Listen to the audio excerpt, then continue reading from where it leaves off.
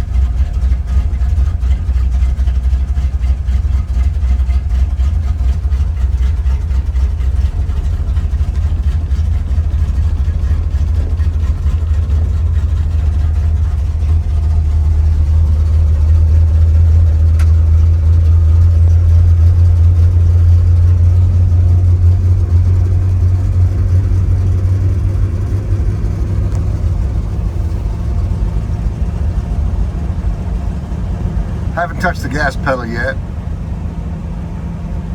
That looks like it's the choke's pushing this thing up into a higher RPM. Kick it down now.